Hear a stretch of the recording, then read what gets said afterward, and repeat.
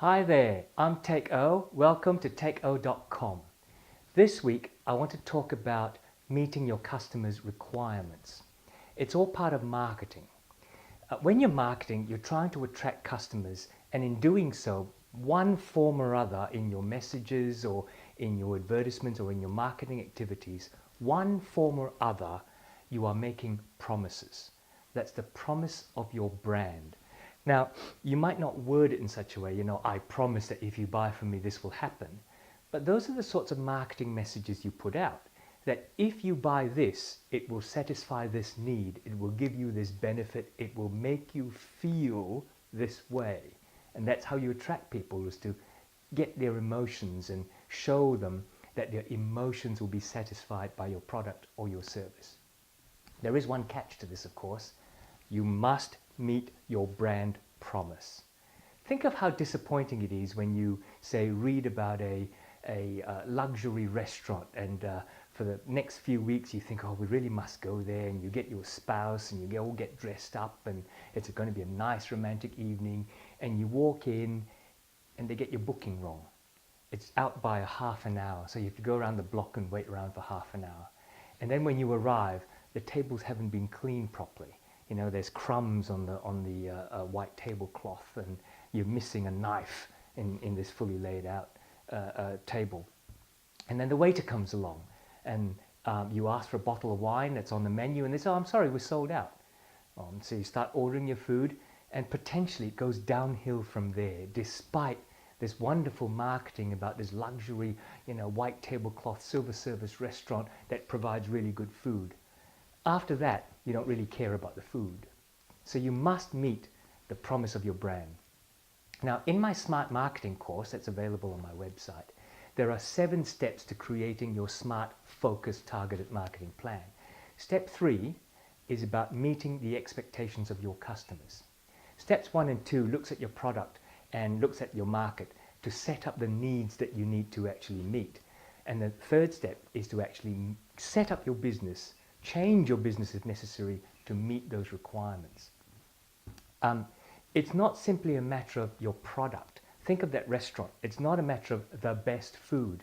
It's what that best food is wrapped around in that provides customer satisfaction and makes sure that you're meeting the expectations of your customer. My expectation when I walk into a restaurant like that is, I'm sorry, sir, we got your booking wrong, but I'll get a table for you right now. It's clean, everything's there, knives, forks, spoons, whatever you need. The waiter will know what wine suits what food and give you advice, and they never run out.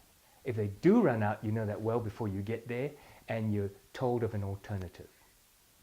So it's what wraps around your product. Think of different things. The product or your service itself. What variations are there? If the bottle of red's not available, how about a different bottle of red coming from a different wine in the same wine producer in the same region? Think about the before and after. The before you get the product and the after. What's the after sales service like? What's support like? Are you friendly before and after, or do you not want to know them after you've made the sale? What about the price? You made a price promise, but you want to make money from it. So you need to adjust your internal processes, your production of that service or your production of that product, to make sure you can meet that expectation of price and still make a profit. What about packaging? No point having a really high-class restaurant if the outside is dirty and grubby and hasn't seen a lick of paint for 10 years. Take Apple as a lesson. When you buy an iPhone, it's not the cheapest phone on the market. But when you get it, it's in this beautiful white box, fitted into this lovely cardboard innards that grip everything just nicely, that you can't even get out of unless you're hurrying in front of the TV crew and it falls and breaks.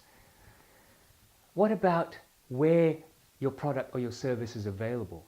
Is it what is expected? Is what's expected of your product or service perhaps online as well as in a physical store, or only one or the other? Is the availability of your product or your service on demand, or do you have to queue up and wait? Depending on what the expectation is, you can set up your processes to meet that expectation. Part of meeting that expectation is doing things like making sure your staff are trained in all the right ways and making sure that you have systems and procedures so that everything flows efficiently, smoothly, and dependably. Everything is done in a way that the customer expects every time with no variation. So there you have it. Do not disappoint your customers. When you're marketing, you're providing them with a brand promise. You're providing them with a set of promises about how you're going to meet their needs. You don't just provide this one solution to meet that need and walk away.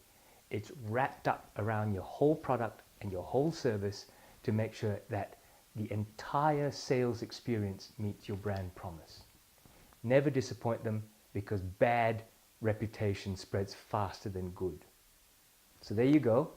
If you want more of these tips and tools and resources to create strategy, to grow your sales, and to grow your business, then get over to the website techo.com and make sure you sign up and register for these weekly newsletters, which will put these tools and tips directly into your mailbox.